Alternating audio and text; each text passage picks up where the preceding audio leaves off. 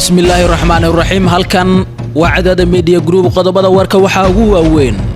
Uhuro Kenyata oo ku horceeboobay qaramada midoobay iyo madaxweyne Farmaajo oo maradhac u geystay hogaamiyaha dalka Kenya Soomaaliya oo markeedii ugu horeysay abid dhisma safaaradeed ku yeelatay Mareykanka iyo madaxda qaranka oo xariga ka jiray xarunta cusub Mareykanka oo bilaabay beegsiga culimada Soomaaliyeed xayiraadana ku soo rogay wadaad caan ah maxay tahay sababtu halkan ayaad kaga bogan doontaan xiriirka Somaliland iyo Jabuuti oo meesha ugu xumeed gaaray iyo labada dhinac oo qarka u saaran in xuduudaha ay kala xirtaan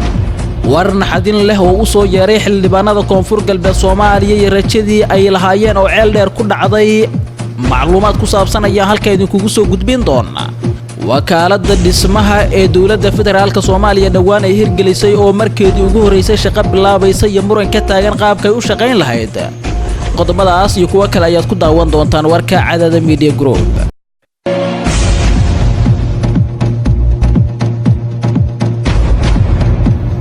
mar kale kulanti wanaagsan waan ku soo dhaweynayaa daawade haddii aad ku cusub tahay channelka subscribe oo rukuma kadibna fura gambaleelka si haddii jeer aad u noqoto qofka ugu horeeya ee hela xogaha iyo macluumaadka aynu halkaan ku soo daabacno aynu ku bilowno warka cadada media group madaxweynaha jamhuuriyadda federaalka Soomaaliya mudane Maxamed Cabdullaahi Farmaajo ayaa Uhuro Kenyata ku horceebaystay golaha ammaanka ee qaramada midoobay oo dhammaan ay fadhiyeen wadamada ku midaysan xilli laga qayb galayay meertada 74 ee qaramada midoobay oo lagu qabtay magaalada New York ee dalka Mareykanka arrintan ayaa timid kadib markii kulamo hordhaca inta aysan qodbadahooda jeedineen ay sii yeesheen madaxweynayaasha Kenya iyo sidoo kale Soomaaliya isla markaasina madaxweynaha Kenya Uhuro Kenyata uu soo bandhigay madaxweynaha jamhuuriyadda federaalka Soomaaliya mudane Maxamed Cabdullaahi Farmaajo inuu ka tanaasulo isla markaasina laga weeciyo dacwadda badda ee taalla maxkamadda cadaaladda DEG halkaasi wada hadalna lagu dhameeyo Uhuro Kenyata ayaa madaxweyne Farmaajo u soo adeegsaday hogaamiyaha midowga Afrika ahna madaxweynaha dalka Masar Cabdifitaax al-Siisi si labada dhinac uu kala dhaxgalo iyadoona kulan uu iskugu keenay lana sheegay in lagu qaada dhigay waxyaabo badan oo ay ka mid yihiin muranka badda ee labada dhinac iyo sidii Soomaaliya miiska wada hadalka Afrika ay ugu dhameyn lahayd arrimaha badda loogana weecilaha maxkamadda cadaaladda DEG iyadoona la sheegay wada hadalladaasi haddii ay ogolaato Soomaaliya inay marti gelin doonto dawladda Itoobiya laguna qaban doono magaalada Addis Ababa ee caasimadda dalka Itoobiya dhankiisa xogo hoose ayaa sheegay markaasi in madaxweyne Farmaajo uu ku xiray arrintaasi iyo in wada hadal laga galo in Axmed Madoobe cunaqabatayn ay saarto dawladda Kenya si looga taqaluso isla markaasina uu meesha uga baxo hase ahaatee arrimahaasi oo dhan ayaa waxay u muuqdaan kuwo isburiyay kadib markii madaxweyne Farmaajo khudbad aan gambasho lahayn uu ka horjeediyay Uhuro Kenyata oo isagu rajo wanaagsan khudbadda madaxweyne Farmaajo ka filaya kagana horeeyo khudbadiisa ammaan iyo bogaadina kala dul dhacay madaxweynaha jamhuuriyadda federaalka Soomaaliya mudane Maxamed Cabdullaahi Farmaajo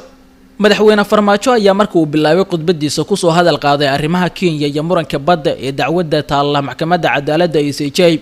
iyadoona rajada uu lahaa Uhuro Kenyata xilligaas ay ahayd mid uu aad u dhageysanayo khudbadda madaxweyne Farmaajo balse uu wax kaga ogaado in uu bedelay go'aankiisii ahaa ku adkaysiga dacwadda badda ee taalla maxkamadda cadaaladda DEG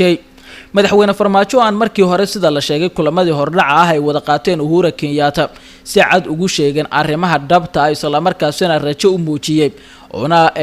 raaricinayay ayaa markani waxa uu u jeediyay hadal niyad jab ku ah isla markaasina Uhuro Kenyata uu la dhakafaaray madaxweyne Farmaajo waxa uu sheegay in Soomaaliya marnaba haba yaraatay wax gorgortan ah aysan ka gali doonin muranka badda ee labada dhinac u dhaxeeya waa Soomaaliya iyo Kenya isla markaasina ay ku qanci doonaan go'aanka ka soo baxa maxkamadda cadaaladda DEG warar badan ayaa loo fasiranaya ma Soomaaliya ma aqbali doonta haddii maxkamadda cadaaladda DEG Kenya u xukunto badda Soomaaliyeed arrintaasi ma uusan soo hadal qaadin madaxweynaha hase ahaatee waxa uu sheegay inay ku qancayaan go'aanka maxkamadda marnaba aysan ogolaan doonin in laga weeciyo maxkamadda cadaaladda DEG oo iyadu waqti yar kadib u fariisan doonta dhageysiga dacwadda muranka kadib markii 2 bilood dib loogu dhigay dawladda Kenya oo codsi soo jeesatay madaxweynaha Kenya Uhuro Kenyata ayaa durba la soo warinaya inuu bilaabay qorshayaal kale oo kaga hortagayo sidoo uu maxkamadda uga weecin lahaa dacwadda badda ee taalla halkaasi ka hor inta aan la gaarin marka ay dhamaato 2 bilood ee ay qabatay maxkamadda cadaaladda DEG oo ay ka dhiman tahay in ka yar muddo bil ah oo labada dhinac si toos ah isku hor fariisan doonaan madaxweyne Kenyata ayaa bilaabay qorshayaal cusub iyo sidoo kale halgan adag oo uu la galayo hogaamiyaha dalka mudane maxamed cabdullaahi farmaajo iyadoo warar hoose ay sheegayaan in madaxda iskugu timid kulanka 74 ee qaramada midoobay isku dayo inuu adeegsado madaxweyne farmaajo si cadaadis dhaqaale iyo sidoo kale mid diblomaasiyadeed ay u saaraan dowladda Soomaaliya hase ahaatee inta badan wadamada ayaa wajigabax uu kala kulmay iyagoona si cad ugu sheegay in Soomaaliya ay tahay wadan soo hana qaaday burburna ka soo kabanaya ayna garab taagan yihiin marnana aysan sameyn doonin arrin ka hor imaanaysa horumar ay sameeyaan iyo sidoo kale guula ay ku tilaabsadaan lama oga tilaabada xigta ee uu qaadi doono Uhuro Kenyata warar hoose waxa ay sheegayaan in ciidamo ku daabiludeeda uu ka bilaabo doono deegaanada Jubaland isagoona garab weyn siin doona Axmed Maxamed Islaam Axmed Madoobe oo markan khilaaf aad u xoogan uu kala dhaxeeyo dowladda federaalka Soomaaliya isla markaasina wada kasta u maraya sidii xilkiisa ay qaadacday dowladda federaalka natiijada uu ku soo baxay uu ku sii adkeysan lahaa Soomaaliya ayaa markeedii ugu horeysay dhisme safaaradeed waxay ku yeelatay magaalada Washington ee dalka Mareykanka iyadoo xariga uu ka jaray dhismaha safaaradaasi ay ka iibsatay dowladda Soomaaliya magaalada Washington ee caasimada dalka Mareykanka madaxweynaha Jamhuuriyadda Federaalka Soomaaliya mudane Maxamed Cabdullaahi Farmaajo madaxweyne Farmaajo oo xariga jarka qodobad ka jeediyay ayaa waxa uu sheegay in tan ay tahay guul taariikhi ah oo u soo hoyatay shacbiga Soomaaliyeed isla markaasina dhismahan cusub ay yeelatay safaaradda Soomaaliya uu yahay mid loogu adeegi doono shacbiga Soomaaliyeed ee ku nool dalka Mareykanka si loogu fududeeyo wax walba ay u baahdaan shacbiga halkaasi ku sugan waxa uu tilmaamay madaxweynaha Jamhuuriyadda Federaalka Soomaaliya mudane Maxamed Cabdullaahi Farmaajo in Mareykanka ay ballan qaadeen xoojinta xiriirka labada dhinac ee Soomaaliya iyo sidoo kale Mareykanka iyo sidii loo taageeri lahaa wadanka soo kabanaya ee Soomaaliya iyadoo marar badan bogaadin ay kala dulo dhaceen waa madaxdii soo martay dalka Mareykanka iyo kuwa hadda hogaamiya qaabka Soomaaliya ay u soo kabanayso qodbadii uu ka jeediyay madaxweynaha qaranka Maxamed Cabdullaahi Farmaajo xariga jarka waxa ka mid ahaa